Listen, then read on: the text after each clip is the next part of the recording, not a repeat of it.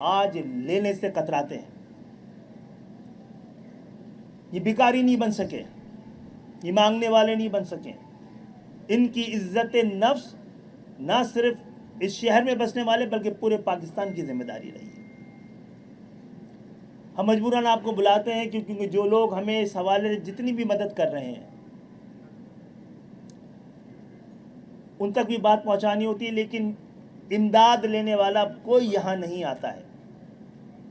اور ہم نے کئی سال سے اس بات کو یقینی بنایا ہے کہ اس حوالے سے کوئی تصویر نہ کھینچے. لینے والا ہاتھ اور دینے والا ہاتھ, جس کے ذریعے دینے والا ہاتھ یعنی وہ ہمارے رضاکار جو یہ ساری امانتوں کو لے کر جن لوگوں جو حقدار ہیں ان تک پہنچائیں گے, اتنی ہی ذمہ داری رکھتے ہیں. آج آپ کو بلانے کا مقصد بھی یہ ہے. اور جن حالات کا ہم ذکر کر رہے ہیں یہ بہت بڑا سوال ہے. اس کے لیے آپ کو کوئی عدالت لگانے کی ضرورت نہیں ہے, کوئی تحقیقاتی کمیشن بننے کی ضرورت نہیں ہے کہ وہ شہر جو 2008 میں 9 میں دنیا کے ایمرجنگ شہروں میں تھا, یہ 17-18 سال کے بعد دنیا کے رہائش کے لحاظ سے بدترین شہروں میں اس کا شمار کیوں ہوتا ہے؟ ایسی کیا تبدیلی آ گئی تھی؟ اور یہ تبدیلی بار بار جب بھی آئی ہے اس 50 سال میں پاکستان کی جو صورتحال بنی ہے, وہ پاکستان جو اقوام عالم میں سر اٹھا کے چلنے کے لیے بنا تھا, وہ پاکستان جو ملت اسلامیہ کے لیے ماڈل بنا تھا, یہ کس نے ہے جس نے منڈی بنا دیا؟ اس کے لیے اخبارات کے صفحات کافی ہیں. یہاں پہ کس نے وہ اقدامات کیے ہیں جس سے یہ شہر اور یہ صوبہ دو حصوں میں تقسیم نظر آتا ہے؟ کس نے طبقات بنا دیے ہیں ایک ہی صوبے کے اندر؟ آج اس شہر کی حالت یہ ہے کہ جس کے فنڈ سے پورے پاکستان میں موٹر وے ہے, جو موٹر وے کے قرضے ہیں اس شہر کو ہی پوری ذمہ داری کے ساتھ اتارنے ہیں. پورا پاکستان موٹر وے کے ذریعے کنیکٹ ہے. اس کا واحد پورٹ جو ہے پاکستان کا,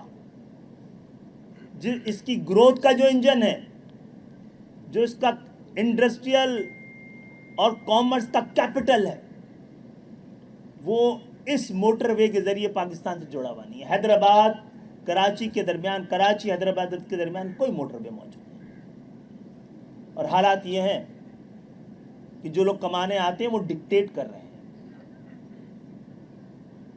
یہ ہمارے ادوار میں 2 بازو بنا دیے گئے تھے, right and left, northern by pass, southern by پاس. لیکن کروڑوں روپے کا روزانے کا بزنس دھندا ہے کہ ان روڈوں کو جو 15-20 میل کا فرق ڈالتی ہیں, جو اربوں روپے کماتے ہیں, وہ وہاں سے گزرنا نہیں چاہتے. وہ کراچی کے سینے پہ چڑھ کے گزرنا چاہتے ہیں. جب یہ سینے سے گزر کے جاتے ہیں, اس شہر کے اندرون شہر کے راستوں سے کتنے خواب ہیں جو کچل جاتے ہیں, کتنے گھر کے بچے ہیں, کتنی ماؤں کے لال ہیں جو ان کے ہاتھوں کچل جاتے ہیں, کتنے گھر اجاڑ دیے جاتے ہیں. روزانہ کا معاملہ ہے. میں اس صحافت کے بھی ضمیر سے پوچھوں گا, ریاست اور حکومت کے ضمیر سے بھی پوچھوں گا, کیا اس کو اتنا ہی ہلکا لیا جانا چاہیے جتنا آپ لے رہے ہیں؟ کیا ایک چھوٹا سا انتظامی معاملہ ہے, یا یہ تو بے حسی کی انتہا ہے, یا کوئی سوچا سمجھا منصوبہ ہے, یا اس شہر کو لوٹنے کا جو 50 سال سے طریقہ رہا ہے اس میں ایک اور طریقہ واردات یہ بھی ہے؟ کیا اس شہر کے نمائندے اس پہ آواز بھی نہ اٹھائیں, اس پہ بات نہ کریں, اس کے لیے کھڑے ہوں نا, ان جنازوں میں جا کے شریک نہ ہوں؟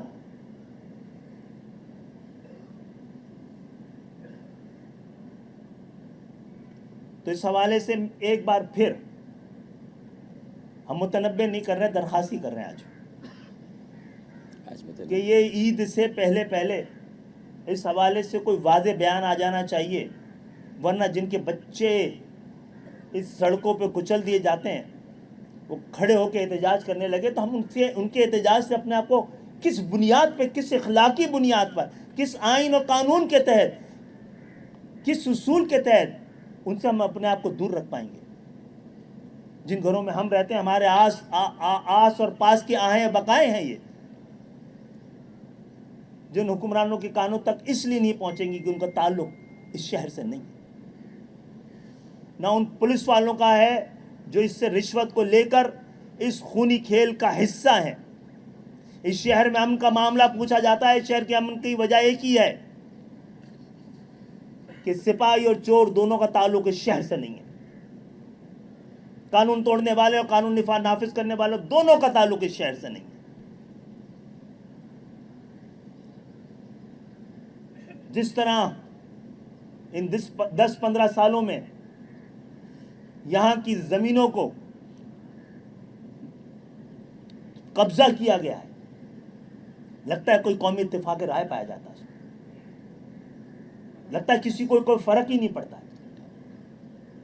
یہاں کے لوگ 60 سال تک نوکریاں کرتے ہیں، جا کر جب اپنے لیے ایک چھوٹا سا 120 گز کا پلاٹ لے پاتے ہیں، آ کے قبضہ نہیں کرتے ایکڑوں کی زمینوں پر، اور شہر میں آنے کے چند ہی سال بعد ارب پتی بن جاتے ہیں، خون پسینے کی کمائی سے اپنے لیے زمینیں لیتے ہیں، پھر آہستہ آہستہ گھر بناتے ہیں۔ یہ شہر اسی طرح آباد ہوا ہے، کیا اس پہ بھی بات نہ کریں ہم؟ اس میں بھی ہمیں کھڑے ہو کے بات نہیں کرنی چاہیے؟ اس میں بھی کیا ہمیں آ کے سڑکوں میں بات نہیں کرنی چاہیے؟ کیا اس پہ ہمیں ایوانوں میں بات نہیں کرنی چاہیے؟ کیا عدالتیں اس تعصب سے خود کو اگر پاک نہیں رکھ سکیں گی جس سے اس شہر کو آلودہ کیا گیا ہے، اگر عدالتیں بھی زبان دے کر انصاف فراہم کریں گی تو ہمارے پاس کون سے راتیں چھوڑ رہی ہے یہ پورا نظام؟ ہم نے بہت پہلے 2024 کے الیکشن سے پہلے آپ کے سامنے یہاں کہا تھا کہ غلطی سے ہمیں تعلیم کی وزارت مل جائے تو ہم سب سے پہلے یہاں پر تعلیمی ایمرجنسی لگائیں گے۔ اچھا، وزارت تعلیم تو صوبائی ہی ہے، یہ ڈیوالو سبجیکٹ ہے۔ آج تعلیم پہ جس صوبے میں سب سے زیادہ خرچ ہو رہا ہے ماشاءاللہ، وہاں سب سے زیادہ جہالت ہے، وہاں سب سے زیادہ آؤٹ آف اسکول بچے ہیں، وہاں پہ سب سے زیادہ لرننگ پاورٹی ہے۔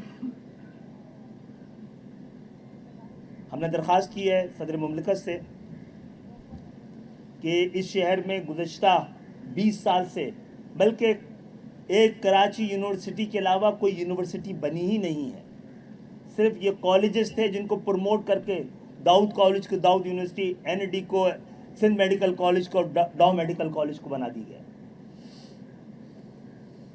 تو صدر مملکت کیونکہ وفاقی یونیورسٹیوں کے چانسلر بھی ہیں، تو ہم نے بھی کہا ہے کہ کراچی تعلیمی حوالے سے بھی ایک ایمرجنسی کی صورتحال میں اعلیٰ تعلیم کے حوالے سے وہ اپنا رول کریں۔ مجھے امید ہے کہ وہ عید سے پہلے 1-2 دن میں ضرور اس حوالے سے مکالمے کی کوئی صورت اختیار کریں گے تاکہ ہم یہ کر سکیں۔